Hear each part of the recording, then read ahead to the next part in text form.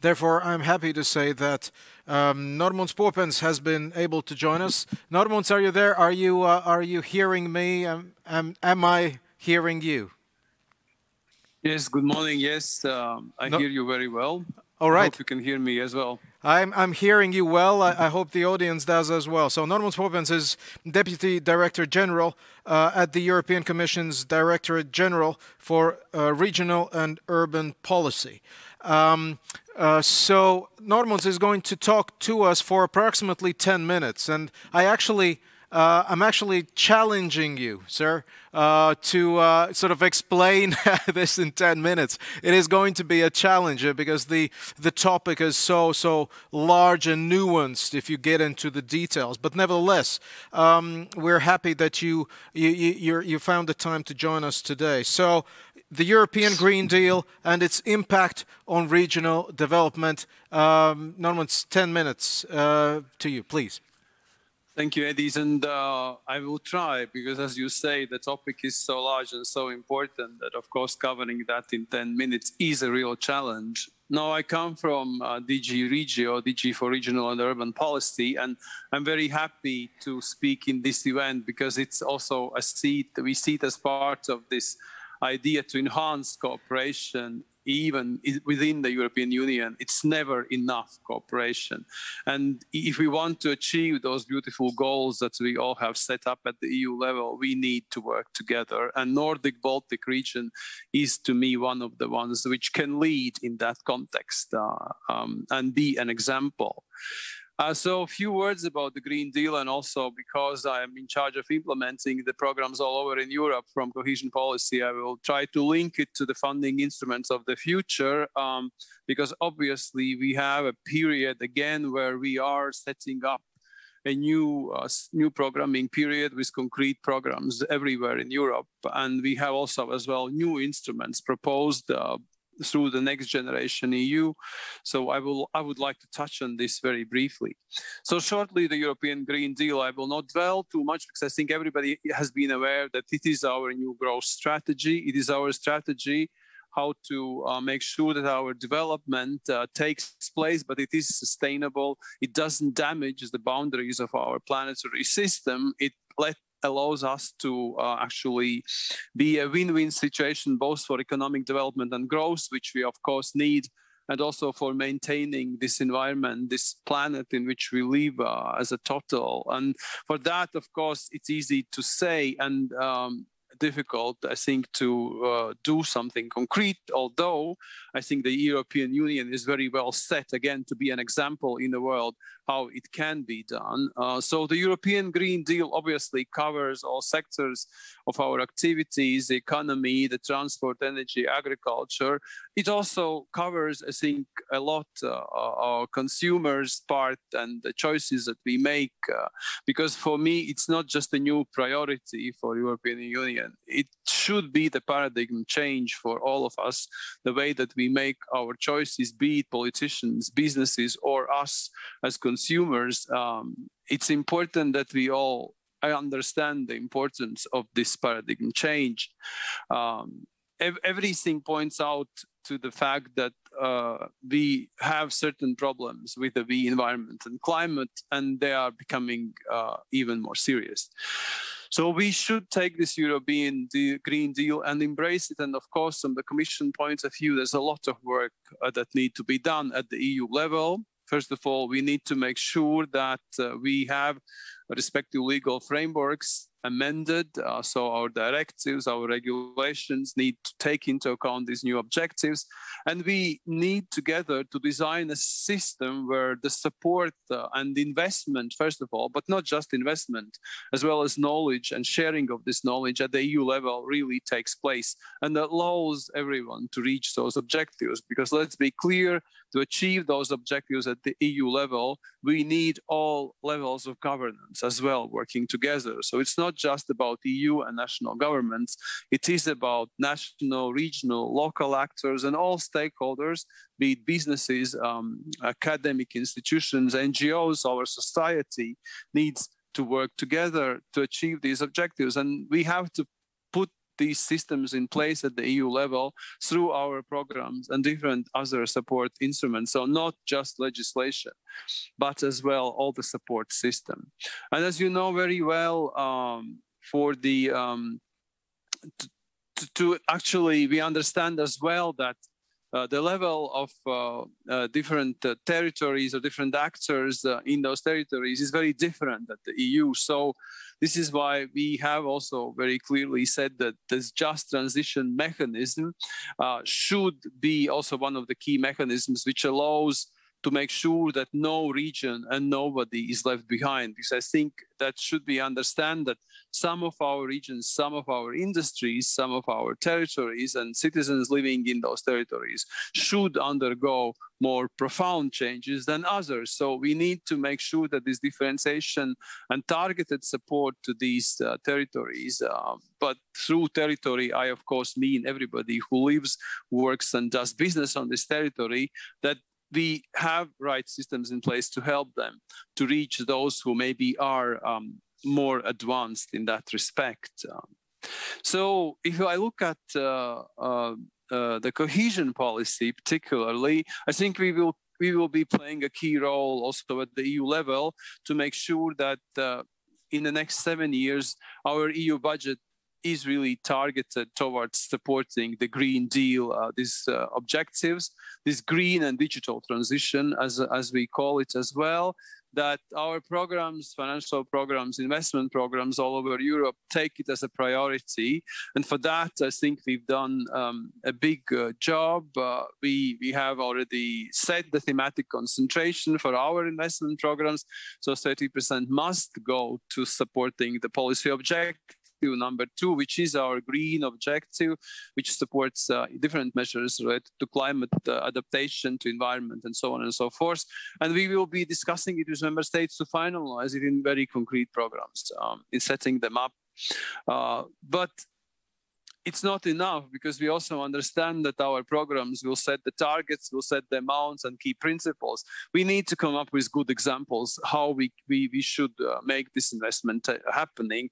And there are different important initiatives coming from the EU level, I think, which is our worth looking at in the Nordic and Baltic. I'd like to mention the renovation wave, for example, for more energy efficiency in our help. We need to help of economy. For that, we are looking at different initiatives also for cities to make sure that they also have some examples, some ideas on how it can be done in practice. The European Green Deal, and particularly I think our policy, shows very well that it's not just investment and legislation and regulation. There is a need for this transformative change. So we need to mainstream this idea of sustainability everywhere, across the multiple sectors. And this, of course, is very difficult task, but we have to do it. We need to make sure that also this principle that do no significant harm, when you do investment which has impact on our environment, that this do no significant harm principle is there, and it is our guiding light when we make choices for our future investments. I think cohesion policy has been relatively straightforward. We have, for example, exclusion in future to fund anything related to fossil fuels, but again, we need to see together through also the development further of our green taxonomy of defining which investment is green, which is not very precisely. I think it's through different strands of this work, we should arrive at a common understanding whether we make the right choices for our investment priorities. So again, I want to stress that this is something where the Commission sees a very close partnership between us, between the national governments and local, regional governments and different stakeholders should take place. And for that, we have designed, I think, adequate instruments. So for cohesion policy, as I said, we are currently we hope that our regulations will be published very soon. So we will be completing our informal dialogue with negotiations with everyone in Europe. And we hope that these programs will then very concretely give necessary funding for innovation, for different Green Deal investments, but also concretely to supporting regions, supporting cities, as well as very seriously supporting social inclusion and all that related aspects. Just a few words about other instruments, because you must know that there are also new instruments which we are proposing. So first of all, there are instruments that are supposed that will help us to recover from the crisis and get back to the sustainable growth path. There's a link to Next Generation EU, and there we have React EU instrument, for example, which we are programming as we speak, because we are receiving the first modifications for current cohesion policy programs. And there I'm very grateful that, for example, in Latvia, we see that around 30% of this funding will also not just help our health sector or wage schemes or working capital in small and medium-sized enterprises, that it will also contribute to this green and digital transition. That was our request to look, and I very much subscribe to what the Prime Minister of Latvia said. The crisis should be seen as well as an opportunity. So whatever we learn from the crisis and whatever is our future actions should be forward-looking. And this is why this support to green and digital, even in spite of the crisis, we see it as a win-win situation. Now, we also have set up a recovery and resilience facility on which the negotiations will start in the next months. They have been informally going on. And there as well is our wish to have more than 30% of that very important funding going to green and digital transition. Again, the reforms should be linked to investment, and we should have very concrete milestones defined under the RRF. And also as well as complementarity with other funding instruments such as cohesion policy. But I think that's a task that is very important and need to be done.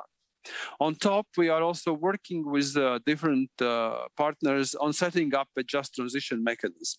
And I mentioned it in the beginning, but one of the important elements of it is Just Transition Fund.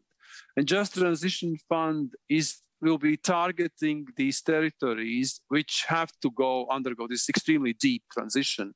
And there we see that this fund is not about really cleaning up the mess left by heavy industries or, funding some solutions for energy transition. For that, we have other instruments. We see the Just Transition Fund as a fund which should contribute to defining new opportunities for these territories, diversify their economies, funding innovation-based solutions, new workplaces, reskilling and upskilling the workers who currently are employed, for example, by coal mines or some other industries which are polluting heavily.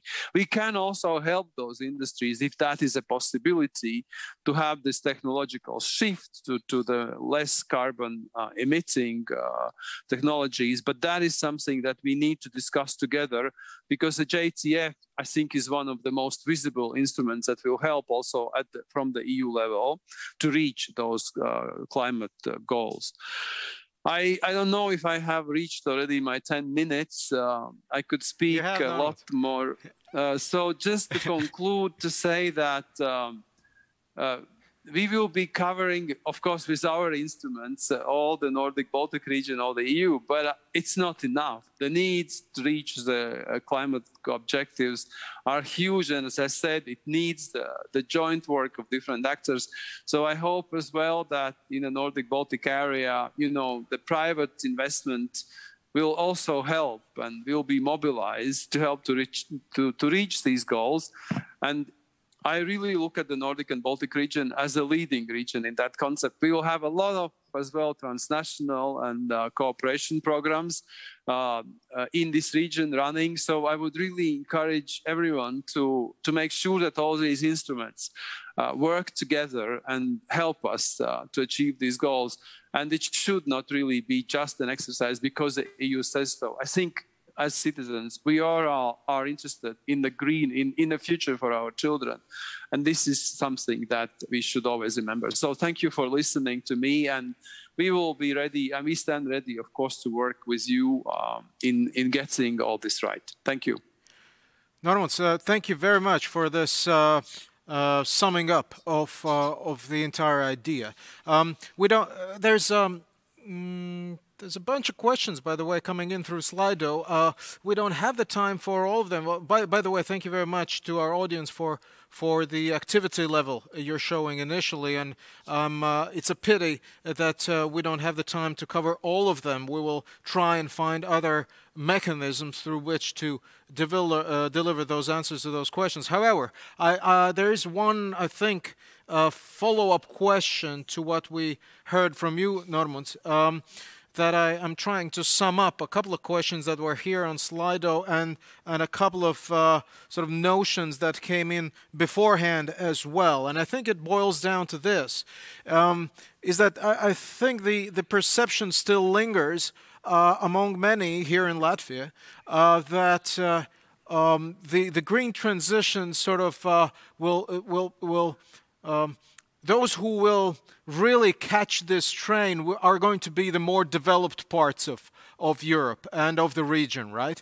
And that those who are underdeveloped will be hard-pressed, really. That would be another factor that will make them hard-pressed to catch up with others regionally, right? So the question boils down, how do you sort of, what is your answer to that concern?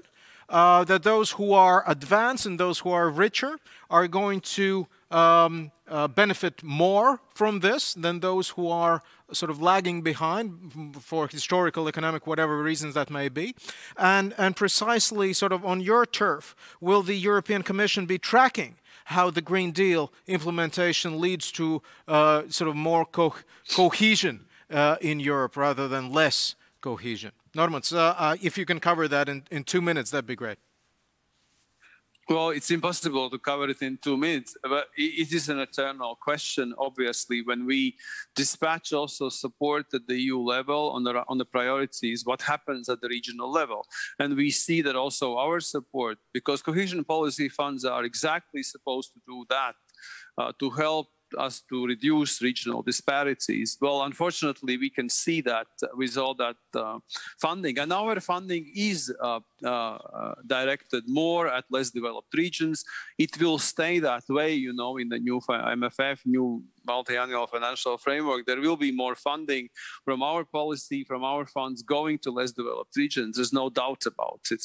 But the question really is how to make sure that these regions get on the right development path. For me, sometimes it's not about really doing and repeating the same what has been done in other regions. It is about learning and then defining your own path to that development and reaching the necessary welfare level.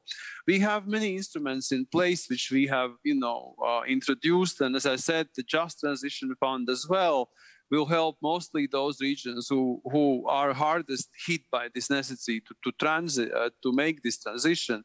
So I think the EU will concretely help different regions. We will also look in our programs, of course, to make sure that the funding also for the Green Deal objectives is reaching the right regions. And obviously, we will keep as well setting up and supporting different levels of cooperation between different regions.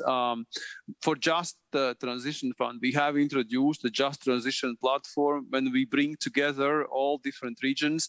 We are introducing a new interregional cooperation instrument for innovation in future as well. And we will be looking as well particularly at the cooperation level within different countries and regions to make sure that this cooperation also between different types of areas under the functional territory principle, so city cooperating with a rural area behind it. We should also stop making these contradictions. We must make sure that these areas, different areas, work together even on a sub-regional level. So yes, we look at different levels. I think that also the macro-regional strategies and our European territorial cooperations can play an important role in bridging these different gaps.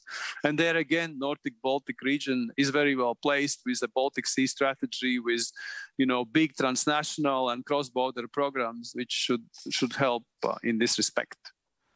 Normunds, thank you very much for taking the time to join us.